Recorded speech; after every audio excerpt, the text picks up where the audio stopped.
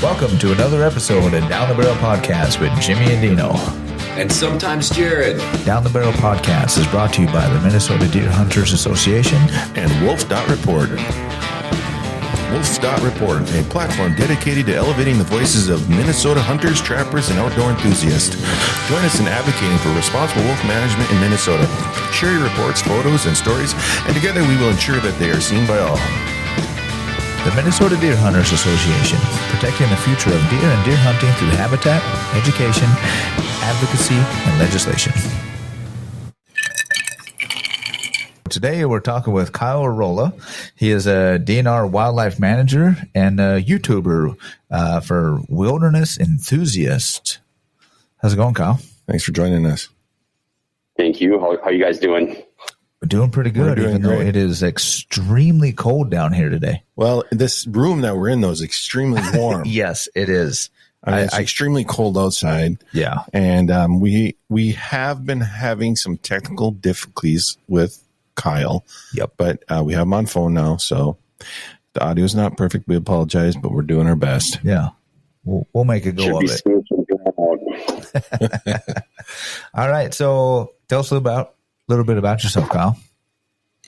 Yeah, well, I'm originally from Virginia, Minnesota, so right up the road from you guys, and grew up spending a lot of time in the outdoors, doing a lot of upland hunting, primarily rough grouse, a lot of deer hunting with the family, and a ton of fishing, and all of those early on experiences pointed me to the direction where I am today, as you said, a wildlife manager with the Minnesota DNR. So I wrapped up high school at Virginia and attended Mesabi Community College for 2 years, got my associate's degree, and then from there went on to St. Cloud State University and got my bachelor's in ecology and wildlife biology.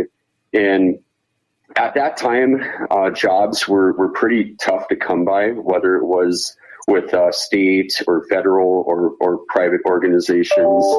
And to kind of give an individual an edge, going that additional 2 years and pursuing a master's degree was recommended by my advisors. So came up with a graduate idea to continue on with the 2 years at St. Cloud State, and got my master's degree and was working down at Three Rivers Park District as a seasonal wildlife aide. And then they posted a number of assistant manager positions with the Minnesota DNR, applied for that, put my name in the hat, and ended up here at Thief Lake Wildlife Management Area. And that was 11 years ago. And here I am today. Gotcha. Great. So for people that don't know, where is Thief Lake? Thief Lake is up in the northwest corner of the state. I am about exactly 1 hour from the Canadian border and 1 hour from the North Dakota border. Okay. Okay. I didn't know it was that close. Not that between Thief River Falls and Roseau. Okay. Mm-hmm. Yeah, and that's a pretty big area, that Thief Lake. How many acres is that? So out of the Thief Lake office, we manage 115,000 acres of wildlife management area. Oh, wow. Right. Jeez, that seems like a lot. It's a lot of acres, and we're located right on the transition zone between what they call the Tallgrass Aspen Parkland to the west and northwest. West of that would be the Prairie Province. And then just to the east of me is the Agassiz Lowland Province. So we see a variety of different habitat types, from extensive black spruce bogs to prairies, oak savannas, and then kind of the gem at the center of it all is Thief Lake, which is just over 7,000 acres. A shallow lake. The max depth is about 4.5 feet, and it's a waterfowl paradise. Yeah, okay.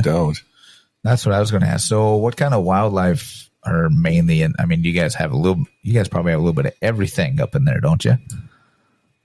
Definitely. Yep. So, as far as game species go in Minnesota, we have pretty much everything except for prairie chickens and pheasants. So prairie chickens are about an hour and a half to the south of us, but we have there's moose that pop up periodically. We had actually more moose reports this past fall than we had in a number of years, which is encouraging. And we also have the Gridwa elk herd that we manage right out of this office. So they, at any given time, they're within 10, 20 miles of the headquarters here. And then there's certainly more to the northwest of us up in Kitson County. And then we have an abundance of deer. We have really good deer habitat up here. It's that mix of woods and agriculture. And then we also have really good wintering habitat. So you'll see the deer travel 5, 7, 8 miles about this time of year to their traditional wintering areas where they have access to really good browse, whether it be willow or hazel, and they really yard up in those areas and typically pull through the winters pretty well. Good deal. And you've worked with Minnesota Deer Hunters Association quite a bit on that Thief Lake area as well, right? Yeah. So when I started, like I said, about 10, 11 years ago, that's when we, just shortly after that, we started working with the Minnesota Deer Hunters Association on conservation partner legacy grants. Yep. And if the listeners aren't familiar with that, that falls under the Clean Water, Land, and Legacy Amendment that Minnesota voters voted on in 2008. And essentially what that does is raises sales tax by 0.3%, and a portion of that money comes back into this Conservation Partner Legacy Grant Program. And organizations like the Minnesota Deer Hunters Association can apply for grants, providing a match, whether it's a dollar amount or an in-kind match with volunteer hours, whatever is worked out. Mm-hmm. And we've done well over $1 million of habitat work here. And the main projects that we have carried out is invasive species. So we are fortunate here where there's not a, sorry, my dog keeps licking and pestering me. So we're fortunate in that we don't have a lot of buckthorn established within the area. And we've been aggressive in targeting areas where it's popped up. So we'll work with the Deer Hunters Association to hire contractors to go out and treat that, primarily in the fall time. Mm-hmm. So if folks are familiar with buckthorn, it holds its leaves on longer than our native species. So if you go out in late October, early November, it stands out like a sore thumb. And we've been pretty effective with that. And then other projects that we've done involve hiring seasonal workers, and we train them in on prescribed burning. That's one of our most effective management tools that we have. Pete, go. Go. First the echoing and then Pete. Oh, that's all right. I'd rather have Pete. Yep. Yeah. I'll show you him here. Oh, I know. Yeah, hey, I watched some videos, and I've got a black lab, and I love it. So, yeah, I know exactly what you're going through. Right. Yeah. For sure. But anyway, some of those grants have been used to hire seasonal staff up here, and that was coordinated with the Stephen Conservation Association, and we'll train them in on how to conduct prescribed burning, to participate on burn, do a lot of invasive species management, again, whether it's buckthorn, honeysuckle, spotted knapweed, you name it, just things that are ultimately going to negatively impact the habitat and ultimately the wildlife that we have within the area. And then, yep. So you're saying honeysuckle is an invasive species? There's a native species of honeysuckle, and there are non-native species. Okay. Yes. Right. So we're targeting the non-native species of honeysuckle. And then, and most recently, what we've been doing is partnering with the Rocky Mountain Elk Foundation and the Minnesota Deer Hunters Association, and doing a lot of woody browse regeneration for elk and deer within their core wintering areas. And the responses have been really good from the wildlife. I have put out a number of trail cameras to kind of document the change in. So I put the cameras out before treatment, and then there's actually some pictures I have of the machines coming through, cutting the brush, which is pretty cool, flying snow and twigs all over the place. And then seeing the wildlife response and then the vegetation response as well. And I mean, my goodness, you name it as far as wildlife goes. I have it on those cameras, from rough grouse, sharp-tailed grouse, moose, tons of deer. You can really see the benefits of doing that. And then when you go into those areas, 2-3 years afterwards, and you can see all the elk sign and the browse, it's rewarding. Yeah, for sure. No doubt. So up in Kitson County, MDHA has done a lot. You guys have done a lot. And I know we've got a couple chapters up there, Thief River and Roseau, in that area. And they have some of the highest hides turned in. So, I mean, the deer population have got to be pretty decent up in that area, I would think. Yep.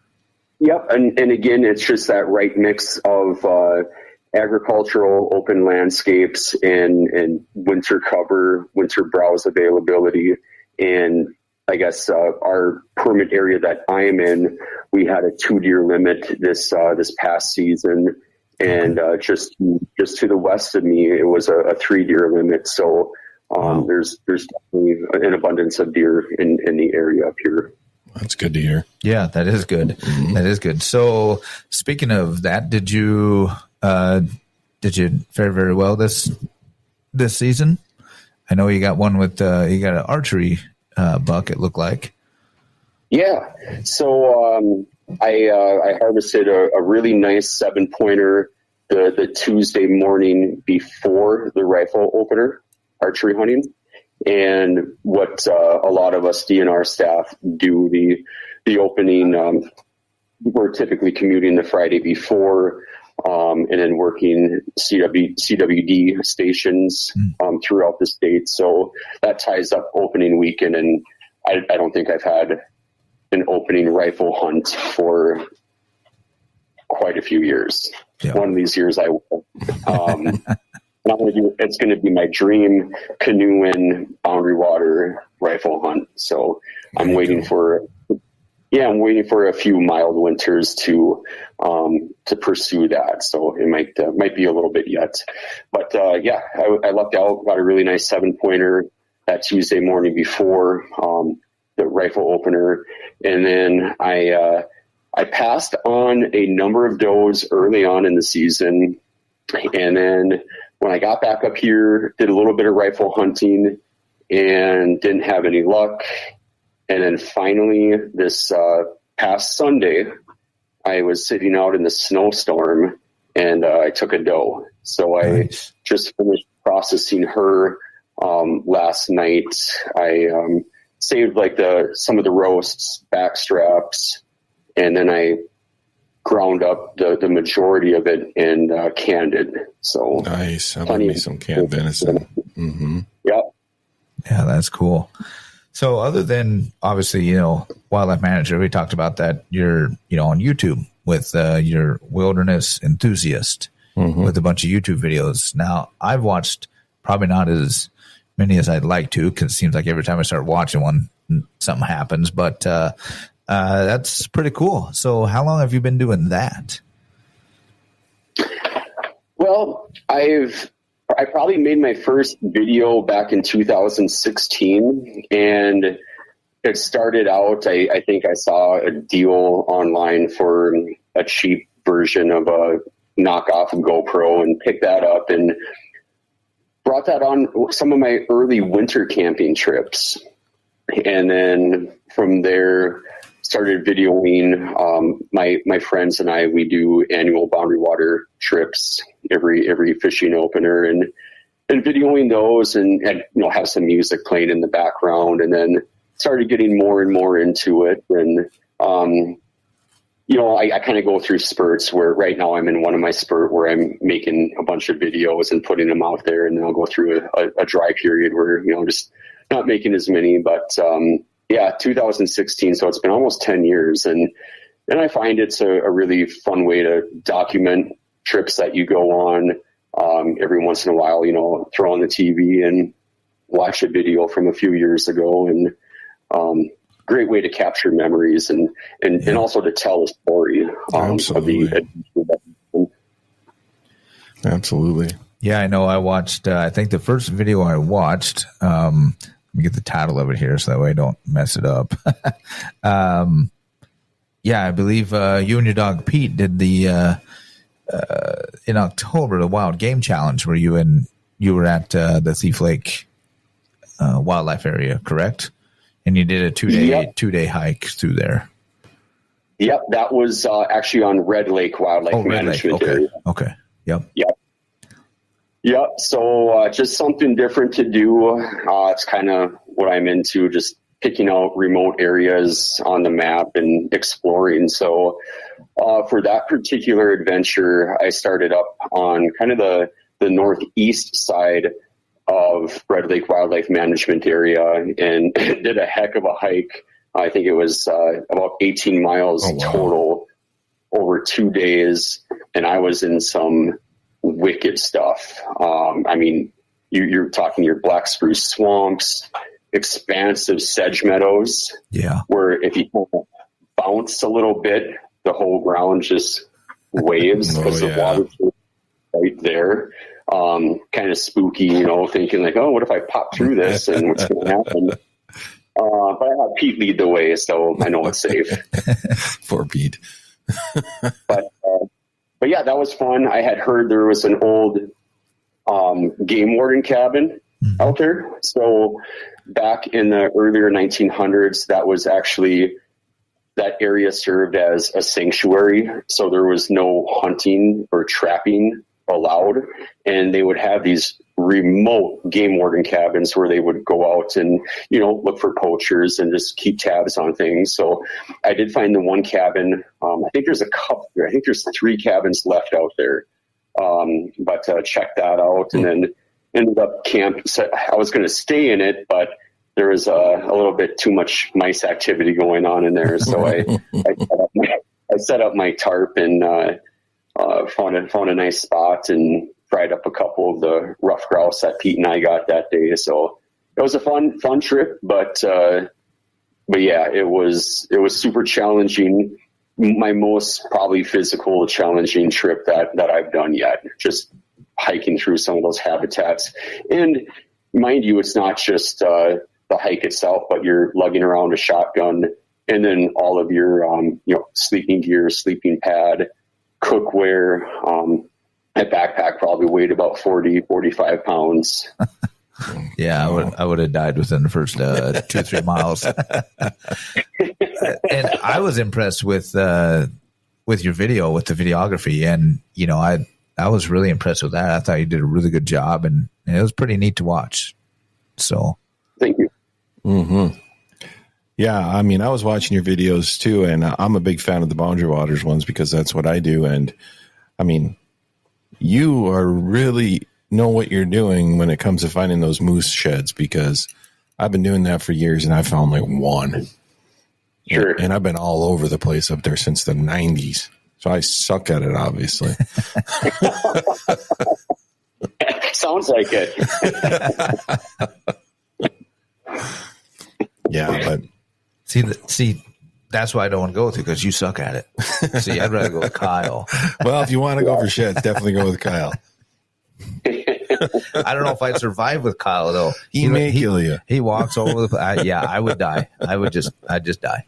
Yeah, the drag me behind my own canoe. Yeah, you'll get away with that for sure. And you also have to remember when I'm out there doing that stuff. I am out hiking 9, 10, 11 hours a day, so it's nonstop. Right.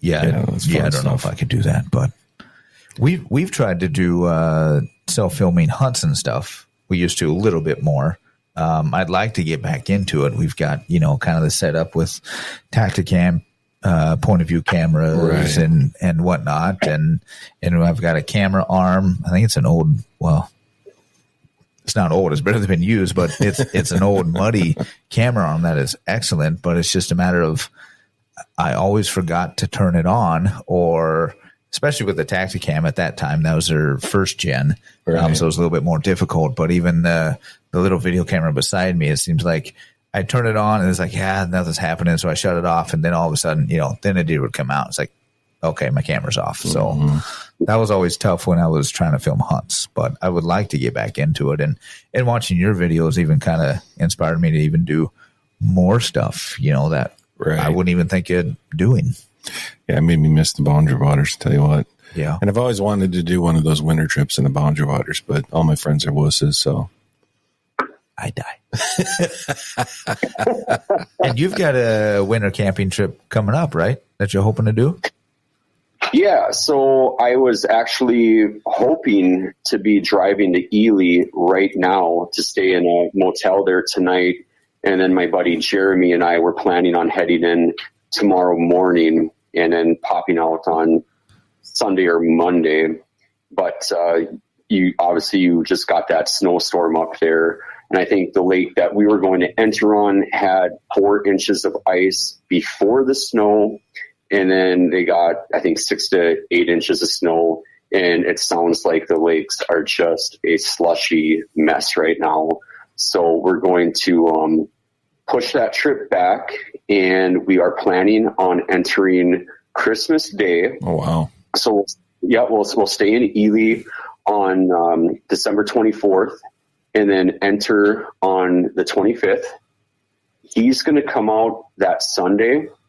And I am going to stay until either A, I spear a trophy northern pike that I plan on doing a really cool mount with, or B, I'll come out on New Year's Day.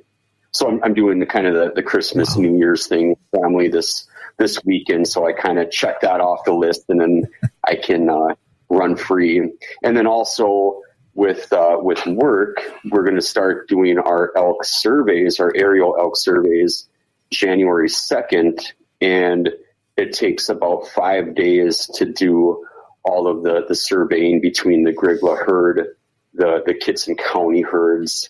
And then also we're going to be flying the Manitoba side as well this winter. Wow. So my schedule is very unpredictable once we hit the new year. And then another cool project that we have coming up with work is we're going to be collaring up to 40 elk this winter. Really? So, the DNR is working with, we contract with a helicopter crew. They're the ones that actually go out and do the capture of the elk. And then we'll have our DNR staff go out and take all their measurements, put collars on, check for pregnancy, all that sort of thing. So it's kind of a fun, exciting winter with elk activity. Yeah, it sounds like that'd be a blast.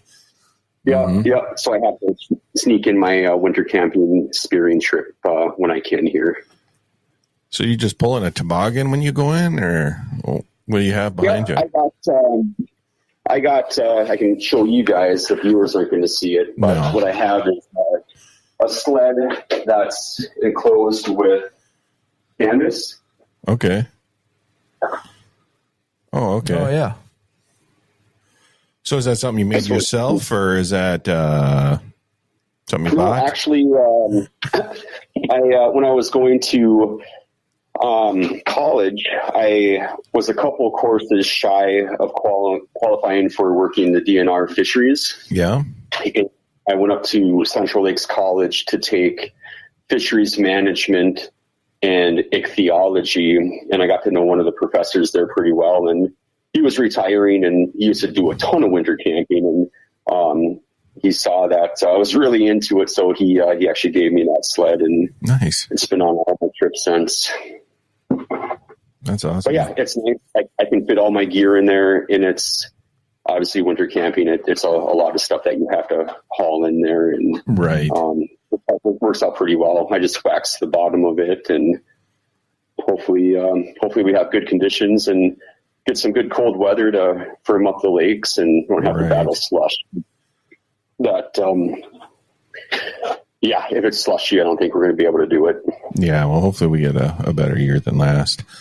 So when you go up to the BW during the winter, do you pretty much stay on the lake when you're hiking in, or do you bushwhack a little bit? It's all lake and portage trails. Okay. Yep. So are you allowed to go cross country then? I mean, non-motorized, I believe you are, right? So, I mean, if you wanted to cut across and go to another lake without a portage trail, could you do that legally? Yeah, you can go anywhere you want. Okay.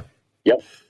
Yeah, so outside of the permit season for the Boundary Waters, I think that's May 1st through October September 1st. 1st. Yeah. Yeah. Mm-hmm. So starting October 1st, all winter, you just, fill out the self-issue permit at the entry point, and the sky's the limit. Yeah.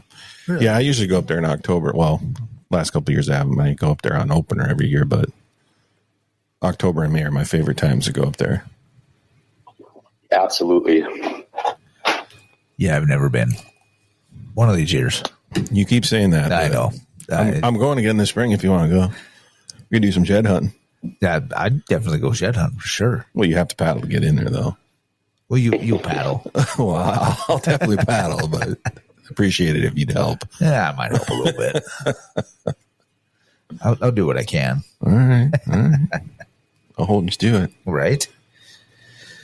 No, that's pretty cool. And then I know you had shared a picture with us a while ago about your 2024 shed hunting, and it had a bunch of moose and elk and looked like some deer. A huge photo. I don't even know how many.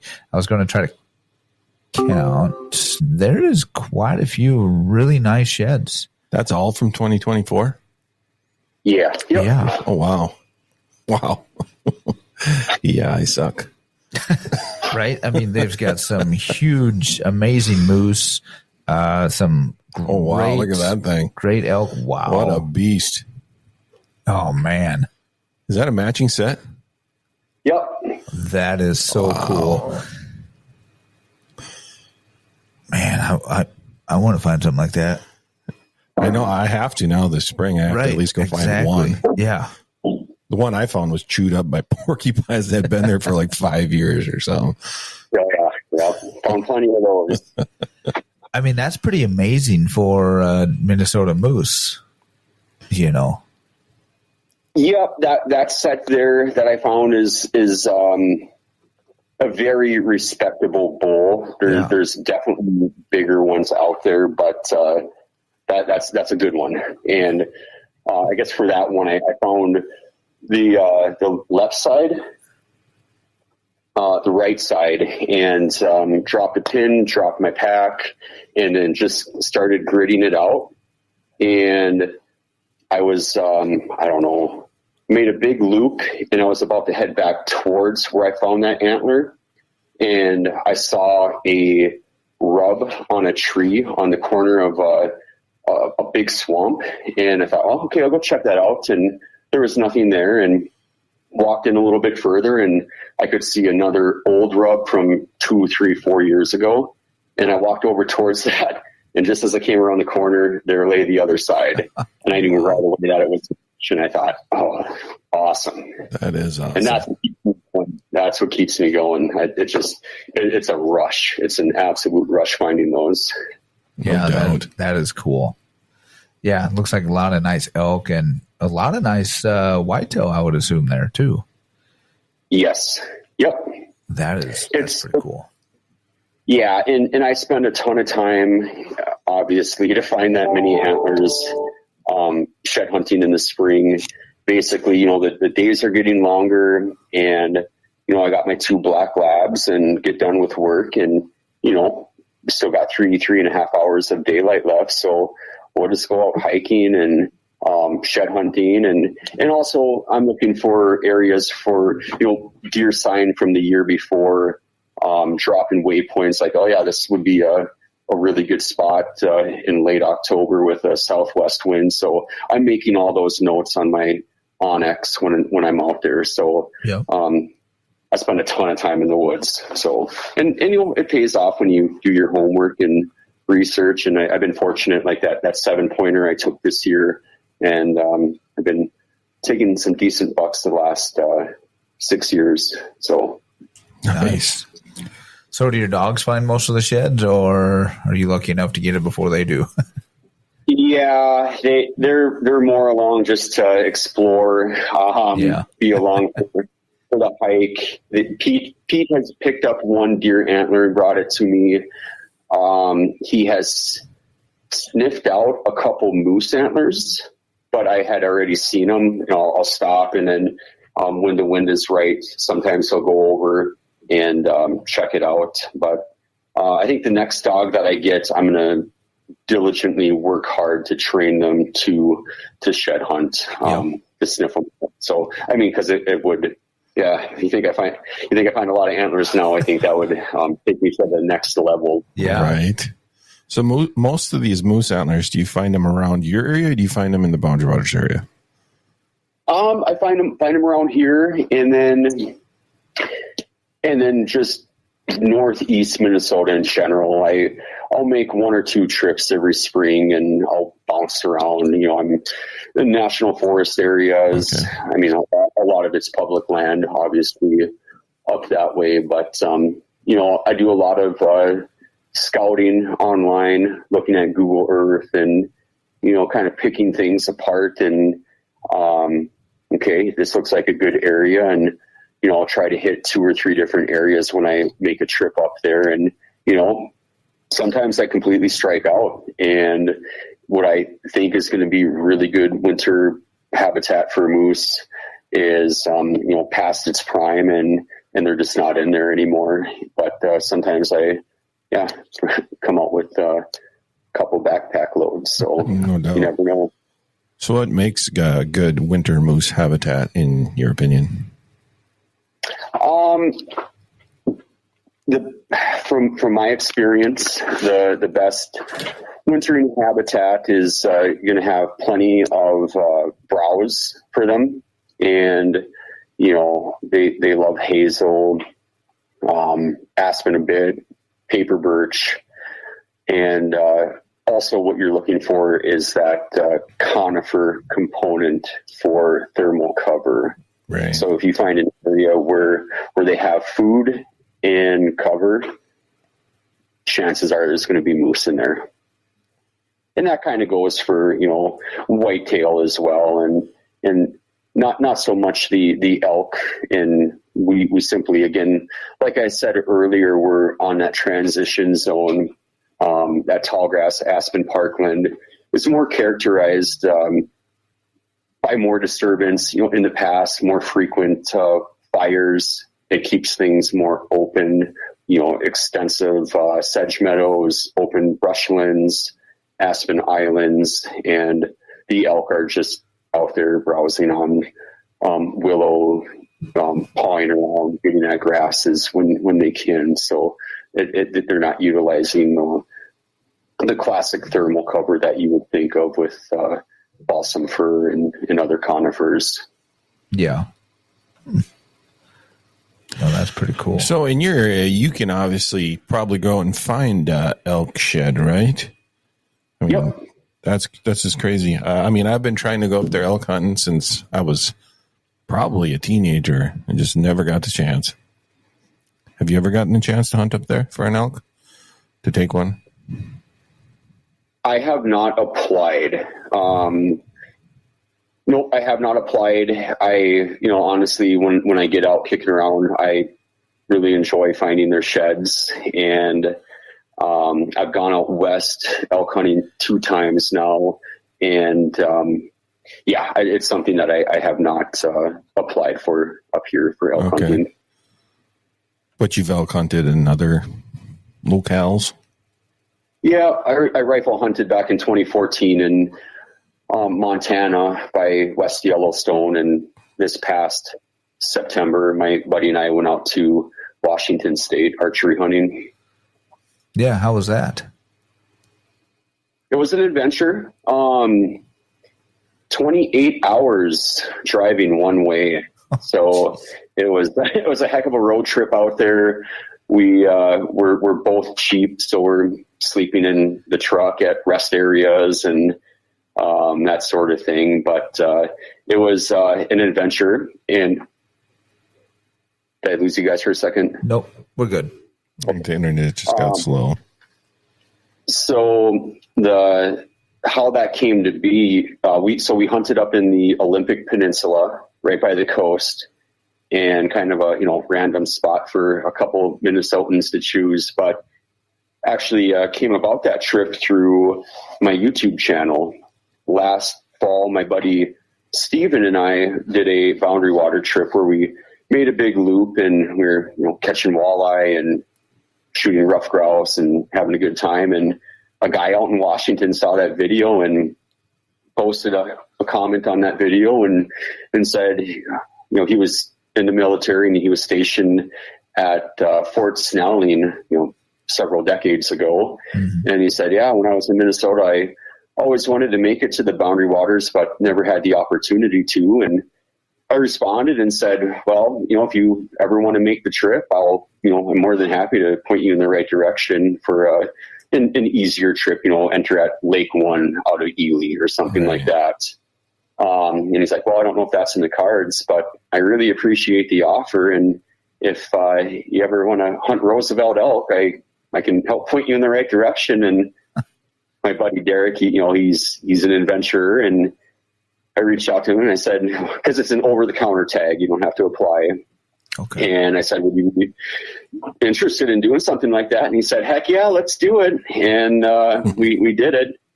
So we met with Will out there in Port Angeles, Washington, and poured over the maps on our way out there. And we hiked in the first day, the day before the opener, about 1.5 miles, and set up our little spike camp and hiked around. And, to be honest, we really didn't know truly what we were doing. And it's some wicked, rugged terrain out there. You are climbing mountains, and but we were having a good time with it. And on day 2, we were walking down. So they have all these decommissioned logging roads out there from the earlier part of the century.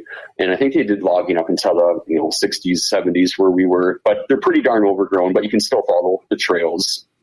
And we were walking along. We had just crossed a stream and got some water, and we walked a little further, and I let out a bugle, and Derek was right up in front of me looking down, and he said, "God, wow, there's an elk." And I didn't see it because he was up in front of me, and that elk just headed straight west. We were facing south, and it headed basically perpendicular away from us. Didn't have any interest. And the next morning, we ran into a local in the parking lot, and apparently out there the elk are kind of shy and they don't bugle a lot. So I think if we were to go back there, we'd have to do a lot more homework. But we never heard a bugle, never had a response. So it was a tough hunt, but it was an adventure. We went out to the Pacific Coast one day, and just had a day where we messed around and got to be tourists. So it was a good time. Yeah, sounds like it. That'd be a hoot. That would be, even though it was, unsuccessful for harvesting an elk, but obviously it sounds very successful for, your adventure, learning, the terrain, the area, the animals and everything else. So that's pretty cool. Yep. And that's how I am. It's about the adventure, and, harvesting an animal is just, icing on the cake. And if it doesn't happen, it doesn't happen. But, we made a lot of good memories and had a lot of fun and had a challenging trip. So, more memories made. So it's all good. No doubt. Yeah. Yeah, I was going to ask you too, and then back to winter camping mode here. What do you use for a stove to stay warm? I mean, I've seen it on a video, but I couldn't tell which one it was. Yeah, so I have a little fire hiking titanium stove. Okay. I think it's the medium version, and my goodness, there's nothing to it. It completely folds up. The chimney pipe rolls up, and it all fits in basically like a computer bag, and it weighs probably 4.5 pounds. Nice.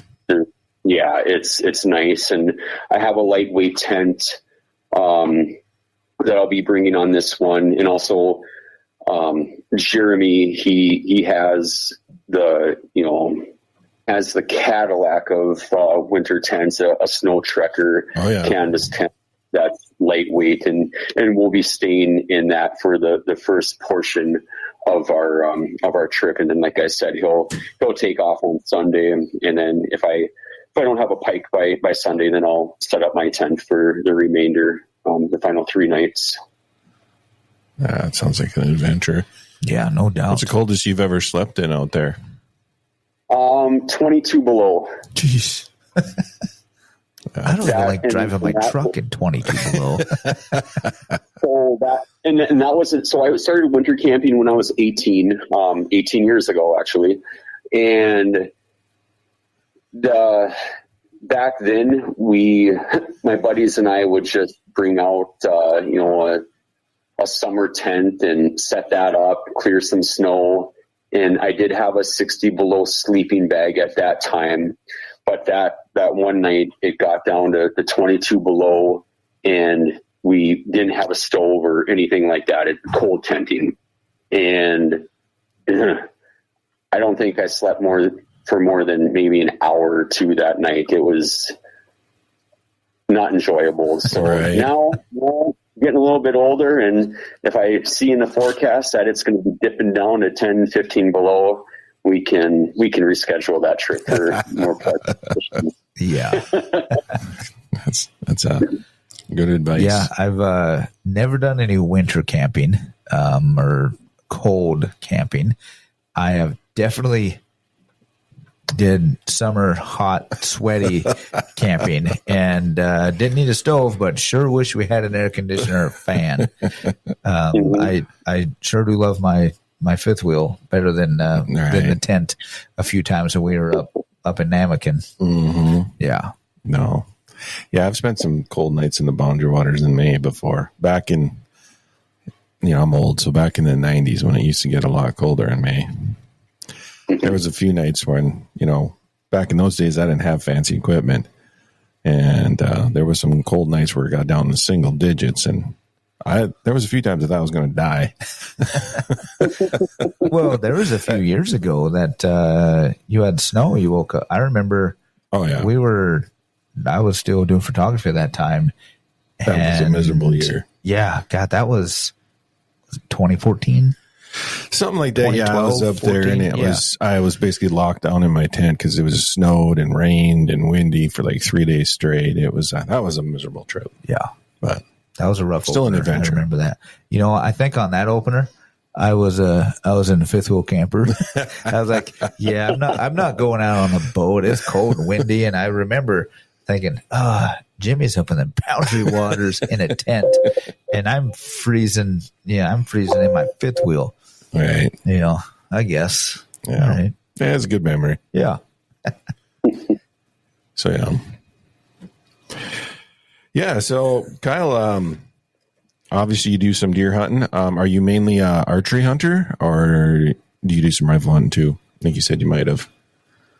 Yeah. So I'll, a lot of archery hunting. And then if I, don't harvest deer before the rifle opener, then I will rifle hunt. And then I don't have a muzzle loader, but I am waiting on that year where I don't have deer harvested by that time, and I'll purchase one and give muzzle loader hunting a try. But this year I obviously took my doe this past Sunday, but I stuck with the bow because they were concentrating on an area where there's a food plot and there's pretty good activity there. So I stuck with the bow for the late season and took it in the snowstorm. Yeah, it's always fun. I love taking it when it's snowing. It's my favorite time. And especially with your bow, that even makes it that much more memorable. I mean, you shot them in a snowstorm in muzzleloader. Muzzleloader, yeah. And I was still bow hunting at that time, but it was just beyond my reach where they were coming out. So they ended up going by you, and you could reach out and touch them where they were too far out for me. So yeah, it always just feels right to be out hunting when it's that light snow. Yep. Little cold temps. Yeah. I really enjoy it. Yeah, and I put on the list here too, Woodland Caribou trip. That's something I've always wanted to do. Probably never will now. But you did it looks like. Yeah, yep. Yeah, I did Woodland Caribou back in, I think that was 2018 or 2019. And at that time, what Ontario Provincial Parks had going was a wilderness quest. So if you, within 1 year, if you visited Quetico, Woodland Caribou, and Wabakimi, you got entered into a drawing for a canoe. Oh, wow. So that May, I went to Quetico, went in at Beaver House Lake, and just did like a 4-day trip into there, knocked that out, and then was looking at planning the Woodland Caribou trip in June. So I did ended up being a 9-day trip. I made a large loop up there, and I guess kind of a funny, not so funny story for me. For whatever reason that year, I decided to sign up for a marathon. So I did Grandma's Marathon on Saturday, and then I went in Duluth, and then I went and stayed at my mom's house Saturday night, and then was up at like 3:30 in the morning to head up to Woodland Caribou. I think that was like a 7-hour drive from Virginia. And I remember after the marathon, walking back to, they had a shuttle system with buses that would bring you back up to the Miller Hill Mall where we parked our vehicles. And I had to walk down like 10 stairs, and my legs were just, it was painful. And so still sore on Sunday, driving up to Woodland Caribou. And my goal that first day was to enter and then take 3 portages into the first lake. So got up there, and those first 3 portages were pretty rough. Thankfully, they're short portages up there, but it was it was a rough go that first day, but felt better after that. And that was an awesome trip.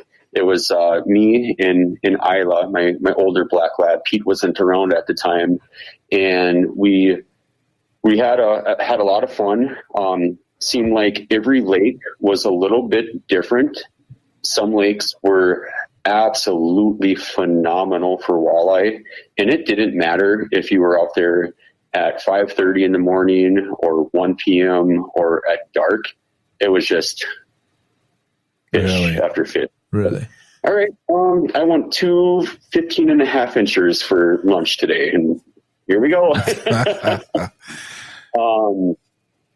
And then, some lakes just loaded with northern pike. I mean, and some nice lake trout lakes. I was hoping to catch a big pike, but that never did happen on that trip. But it was very memorable. And that year I did that was the year after there were some pretty expansive wildfires. Okay. So the summer before, thousands and thousands of acres burned along the route that I went in on. And it kind of felt like you were on a different planet at points, because like it would, it's a lot of it up there is jack pine, black spruce communities, and they are fire dependent. So I think they have what they call a stand replacing fire every 50 to 70 years where fires come through, they regenerate. 50 years later, a fire comes through, and that's just a cycle. But the intensity of the fire, I mean, it cleaned everything up, and it was just, patches of soil, and then you just see all the bedrock, and it was pretty neat. It was quite the experience, and I haven't been back since. I'm hoping to do a Wabakimi trip maybe next year or the year after. For sure, within 2 years from now, I'll have a Wabakimi trip under my belt. Yeah, I'm not familiar with that park. Whereabouts is that one compared to Woodland? So it would be basically east-northeast of Woodland Caribou, like northwest of Lake Nipigon. Okay. All right. Where'd you go in at on Woodland? There's only a few places you can go in, isn't there? Yep. I went in at Liano Lake. Okay. Yep. That's the south side, right? Yeah, it'd be kind of the southeast side. Right. Yeah. Yeah, I think I've heard of that one. I've heard that there's a rough road to get in on. Yeah, it's, I mean, with your typical half-ton pickup, it's not a big deal. Oh, okay. I suppose if there had been a big, rain event or something, it'd be more challenging, but you just got to drive slow, not much worse than, a little 2-track up the Gunflint Trail or something. All right. What time of year did you go in up there? I went in mid-June. Okay. So the bugs were too bad? I would not do that again. The bugs were bad. Yeah. I would probably, if I were to go again, it would be probably around, fishing opener in May or September, October. Right. Yeah. I mean, because I know I used to take trips in the Boundary Waters in June, and I won't do that anymore. Nope. I only go to the Boundary Waters in the winter, May, October. Yep. Yeah, I learned my lesson. That is no fun wiping mosquitoes off yourself. Exactly. Awesome. Wow, that is some. I'm just looking at a map because I kind of knew where it was, but I wasn't for sure. And that's some pretty crazy terrain. Whoops, I hit a button. Well, I used to hear that it was like the Boundary Waters, but like 30 years ago. That's kind of what people used to explain it to me as. Okay. I would say the Boundary Waters, but 60 years ago. Really? That good, huh? Yeah, the fishing, and then I was out there for, I'm pretty sure it was 9 days, and on day number 3, I saw a canoe with 2 people in it, and that was it. Nice. Yeah.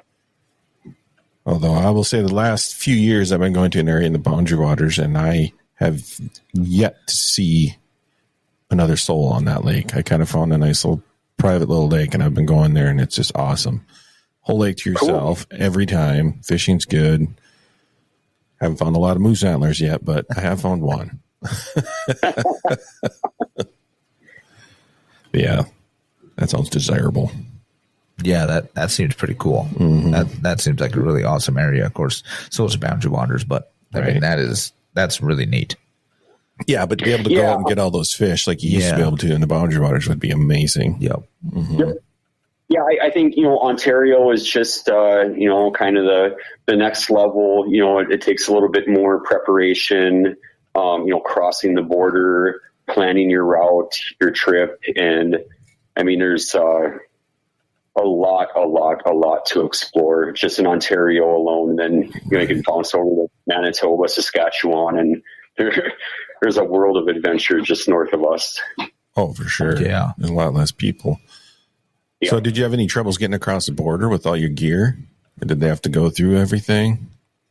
Never. I've never had any issues crossing the border, but watch now. You better knock on wood. Way to go. You jinxed him on that one. Yeah, I've been up there a few times where they made me sit on the curb and go through the whole car for no reason, but.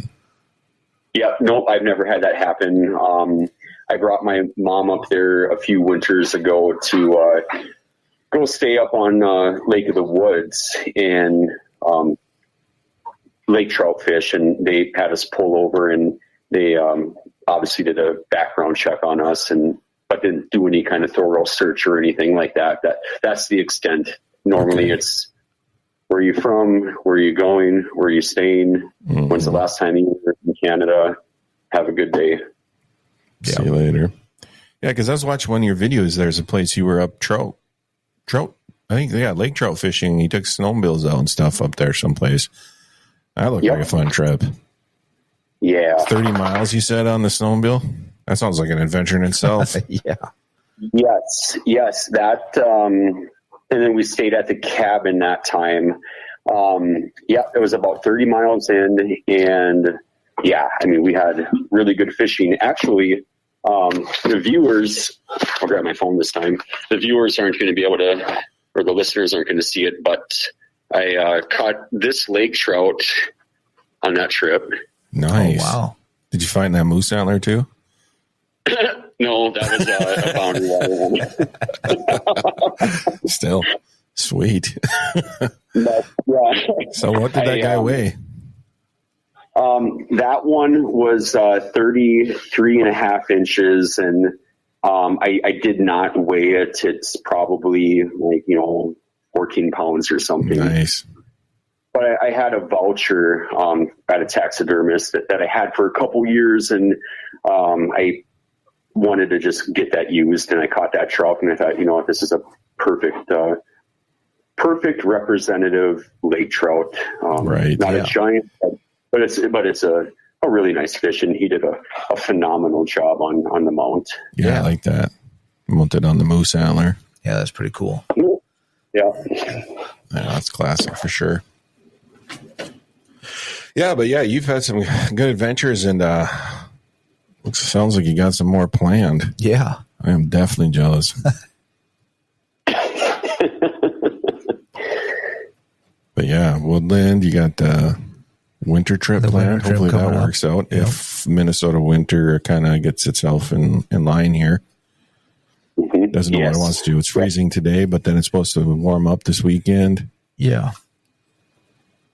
Just as we're getting good ice, then we get that little bit more snow, and then the warm temps, and then a little bit more snow. And it doesn't know what it wants to do.